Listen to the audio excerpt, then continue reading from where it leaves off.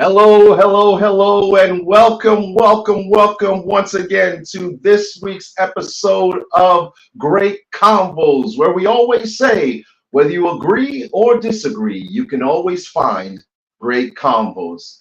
I'm Roger Caesar, and that gentleman looking dapper as ever over there. Well, hello, Roger. I'm Alexandre Matt. Roger, before we go into today's episode, you mentioned I'm dapper. Well, thank you. I'm wearing orange for a reason. Today is the National Day for Truth and Reconciliation in Canada.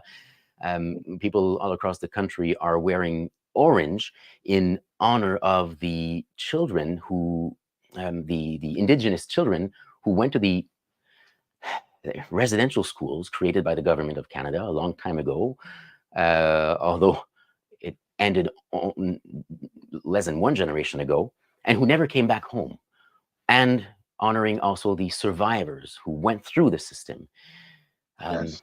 It's a dark moment in Canadian history, and it's important that we remember it, if only one day per year. At least we can do that.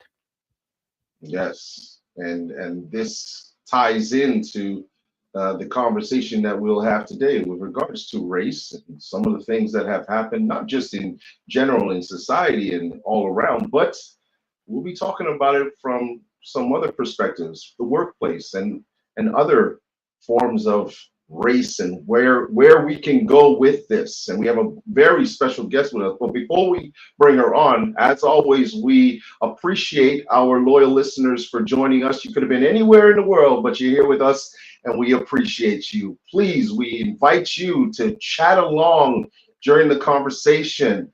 And afterwards, take these conversations and apply them at work, home, wherever you are. Continue the conversation. Man, we got a good one. We got a good one today. Really good one. We have with us Natalie Haynes, who I met in a competition called Amplify Your Voices. Now, she placed second in that competition, but I was so enthralled with her talk that I wanted her to be on this show, and especially with this season where we are opening up the curtains and diving into some controversial conversations. She is perfect for it. Alex, give us a description of Natalie, please. Well, Natalie Haynes is an expert in diversity, equity, and inclusion. We've been wanting to touch on this subject for a while now. Natalie offers workshops, but not only for the workplace, as you might imagine, but also for any humans, anybody who's not necessarily in a managerial role. Now, I don't want to take too much of her thunder away. Now, I think we should just invite Natalie in, and let's see how uncomfortable we can be in this subject before, hopefully, Natalie makes us comfortable again. Please welcome Natalie Haynes. Hi. Yay. I'm so excited to be here. I'm very excited to be here. Thank you Natalie, so much for having me. Before we ask you the first question, Roger, we've got our titles as we usually do. And when we started, before we came online, we were determining what should our titles be. And what have you chosen, Roger? I've chosen Black Guy because I want, obviously, for everyone to know that I'm very proud of my race. I'm proud of who I am as a person. And I think that we have to celebrate being proud of who we are, our nationalities and in our skin. And yourself? Well, Roger suggested, well, I'll be the black guy and you could be white guy. And I said, well, that's not really how I consider myself. I'm of mixed heritage. Yeah, I appear white, but I'm also Jewish. So from two sides of my family, I'm two different things.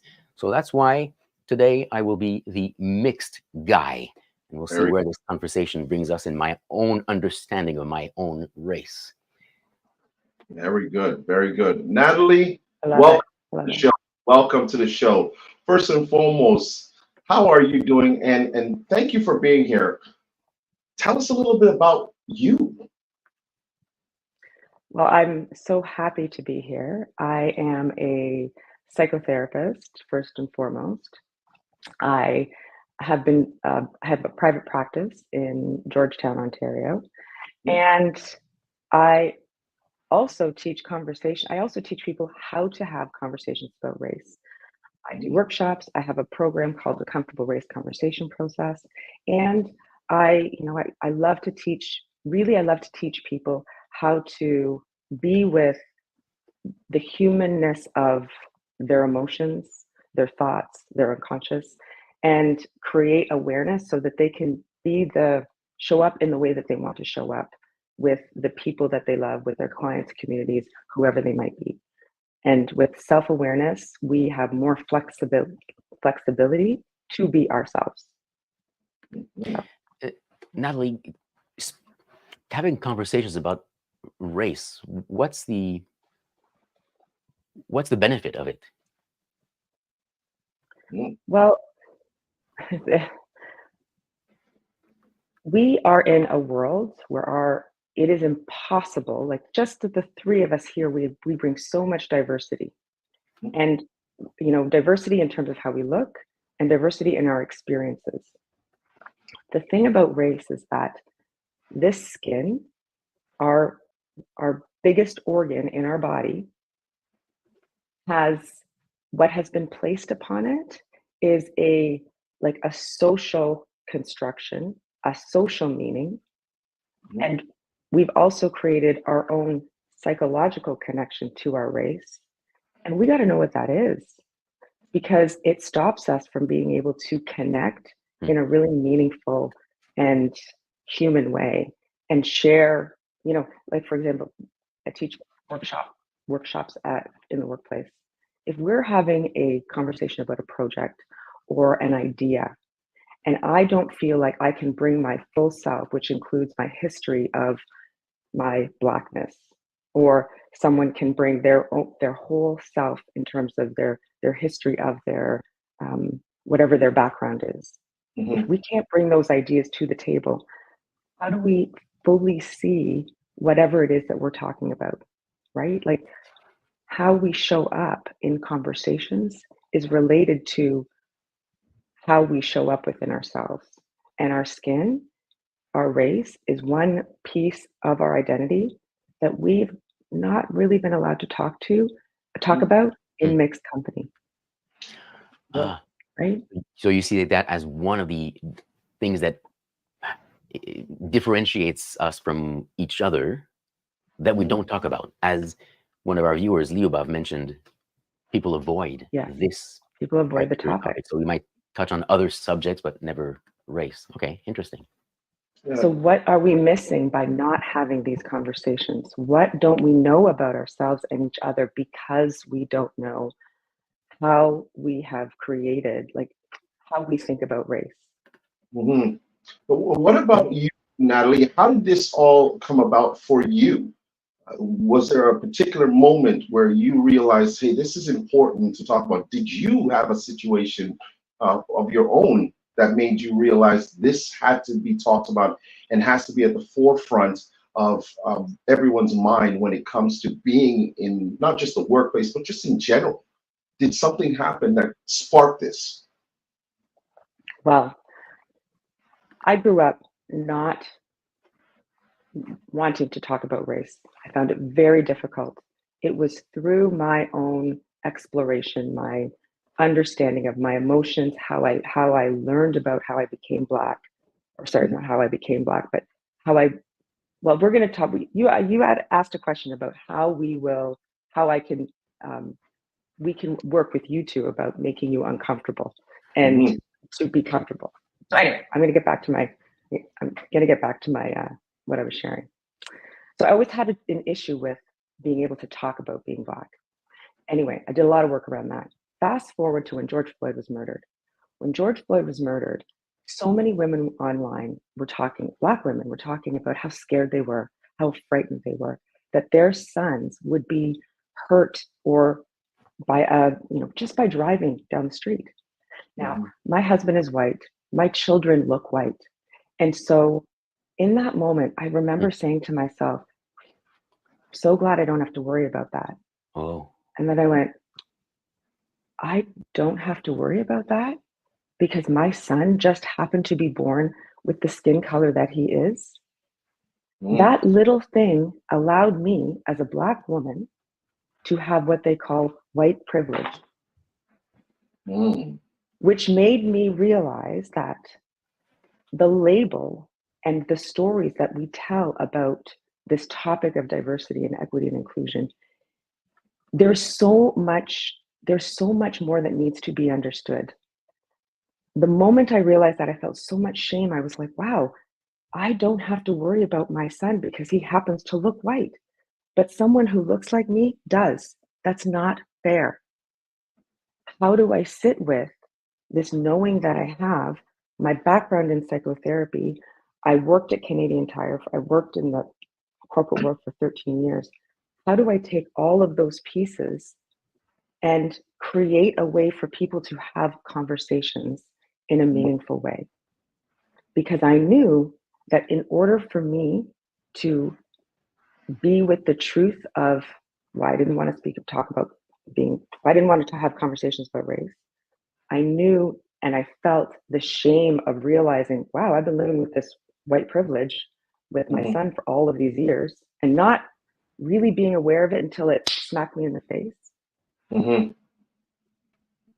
All of the emotions that came with that, I knew how to process because of my background.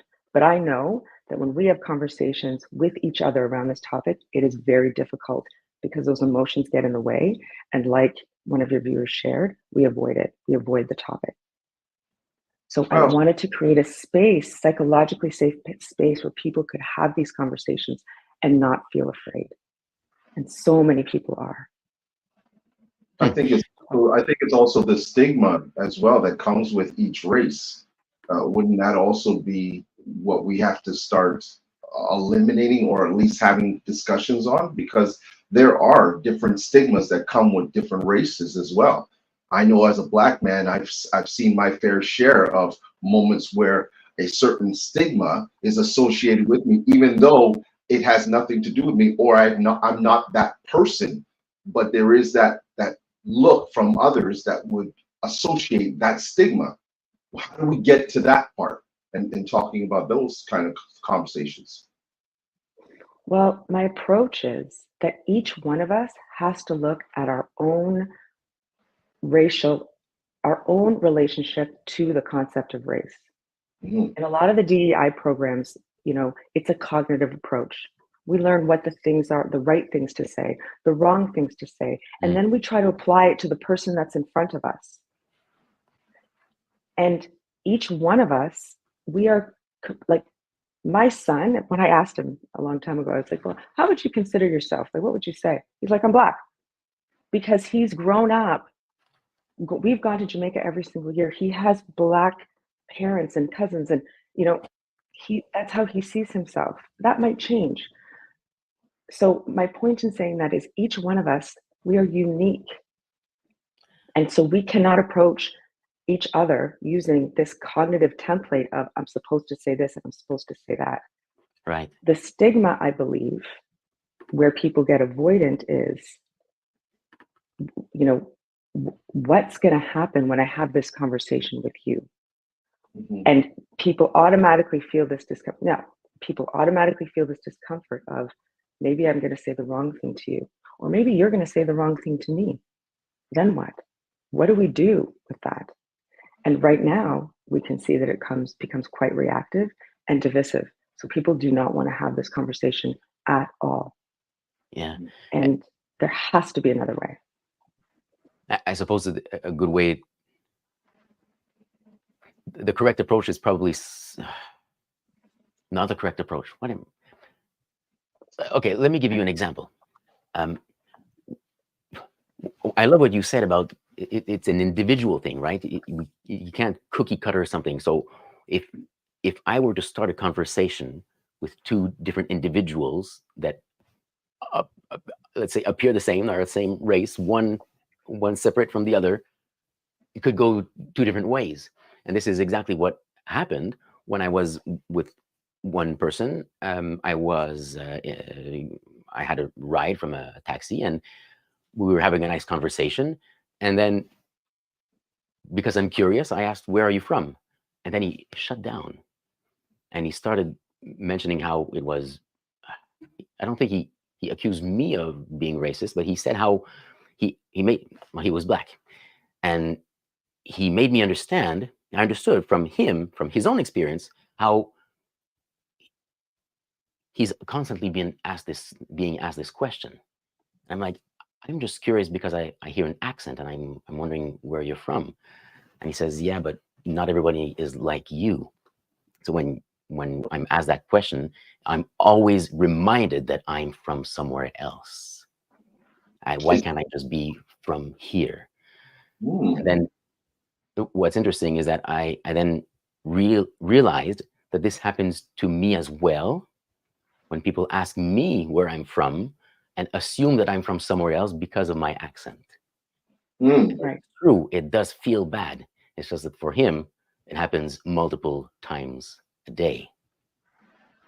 And I'll say this, Alex, that is a true statement. And I think what I want to explain maybe to our listeners as well, it's not necessarily that you're asking where are you from, but if you assume that they are from a certain place, I think that's what it is. That because I know it's happened to me, and I'll be blunt in saying that you'll get the question, "Hey, are you from Jamaica?" As if that's the only place that Black people are from, right? And it's not, right? We know this. So that's where the frustration comes in. And it's the same thing. If I were to say the same thing back to you, are you from France? Are you from France? Or and whatever it may be. But the point is that the question isn't supposed to be like that. And maybe, Natalie, we can ask you this. How do we properly ask these types of questions so that it does not come across as being an assumption or racial in any way? So when I was sharing understanding, starting with yourself, I'll ask you this question, Alexander. What made you ask that question? What were you really curious about? Well, there are two things. First, there was a silence. So we were talking, it was about a 15-minute ride. And after about 10 minutes, it became silent. So I was trying to pick up the conversation again. So I wanted to mention something. And I was really curious to know where he's from, because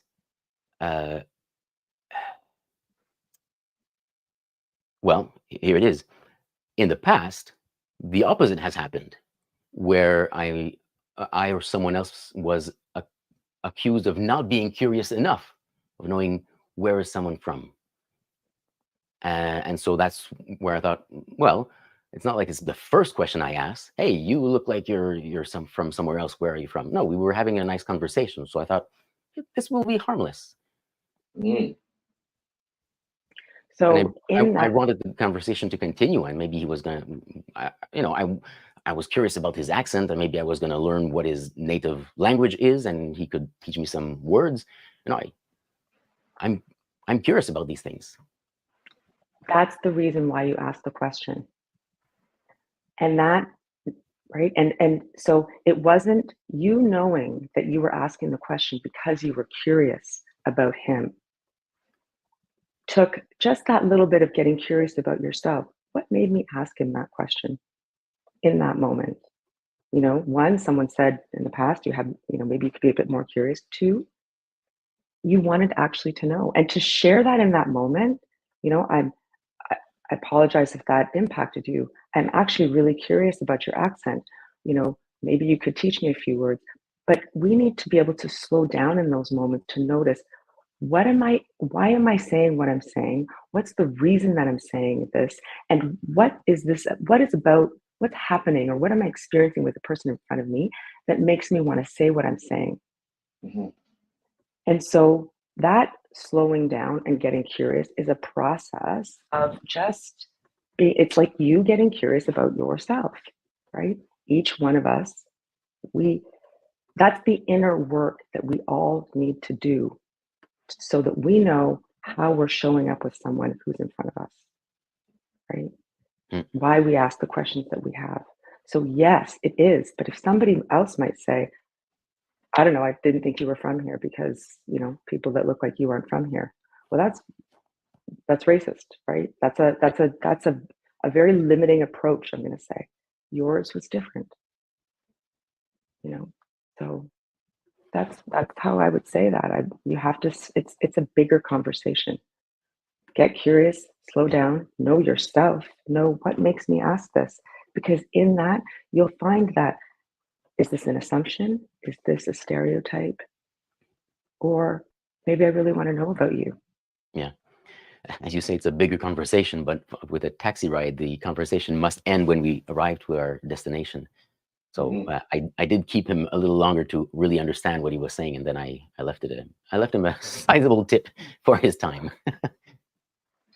Natalie, really quickly, now that we've opened up this type of a conversation, and again, thank you everyone for getting involved. If you have any comments, please put it in the chat.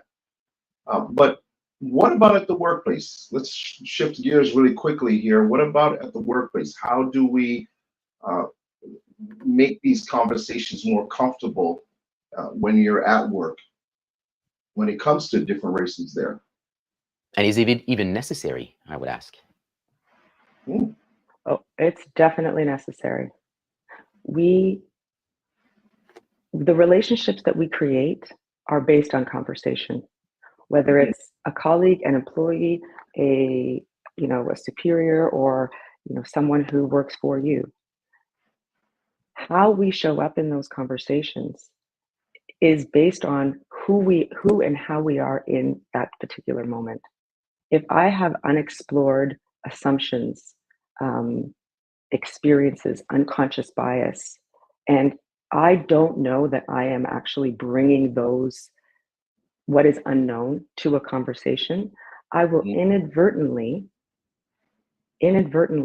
be breaking down that relationship through conversation rather than creating more intimacy or deeper connection.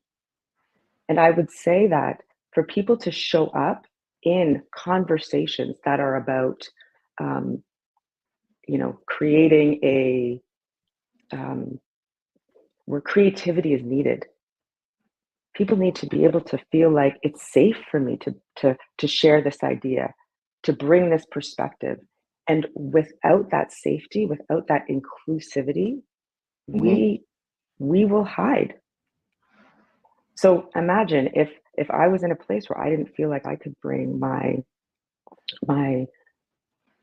Blackness to a conversation, I might push it to the background and present a different part of myself, where this background, what I have learned of in terms of and being able to embody and own my full self, that allows me to have this conversation with you and teach people to have conversations about race, because I have embodied what it means for me to be Black, not what the world has told me about what being Black means.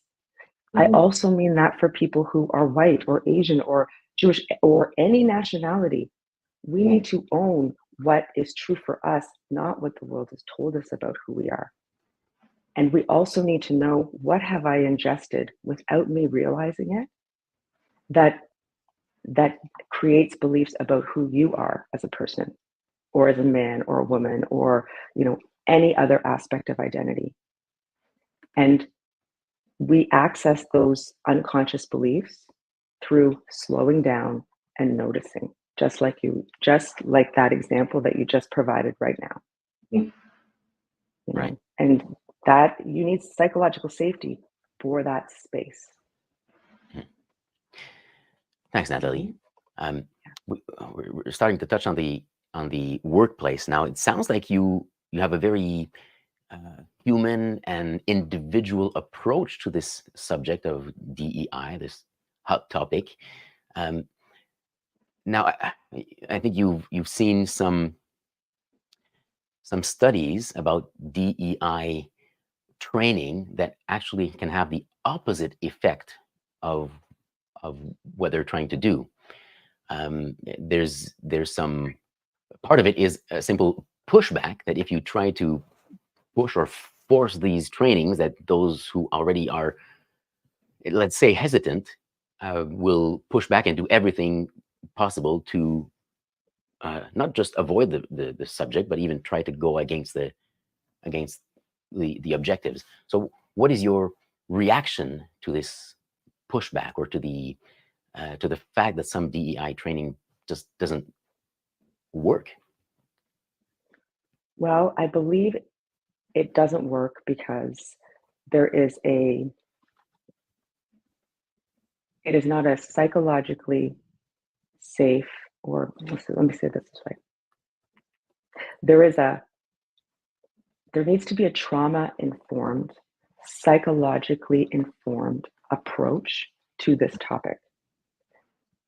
I believe we need to enter into this conversation, one, from understanding who we are as humans and how we work.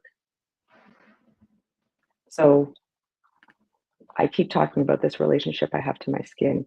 I have to know I've created an identity in relation to my skin. We all have. But we've created that identity based on our experiences, our beliefs, our histories, the meaning that we've created, the stories that we've ingested, the stories that were unprocessed. And each one of us, white, black, Asian, whatever, we all have that. In these DEI programs, when we use terms like, if you don't want to approach this topic, it's because you're fragile, or it's because you're white and you don't want to lean into this topic. Accusatory messages. Yes, it's almost like a shock and awe approach, and I'm not trying to degrade any of that at all. I'm not. But what I know is that as humans, we will not lean into a topic that is unsafe unless we will not lean into a topic where we feel we may be harmed or shamed naturally. We won't touch a hot stove twice. That is the mechanism that is created in our body. I like that. So if I don't create a space where people feel like that incorrect belief that they had a long time ago was safe for them to become aware of, they're not going to lean into that topic. They will not address it. They will not acknowledge it. And what happens is, when we become aware of a belief that we have that's incorrect, we have the opportunity to say, I can choose something different now.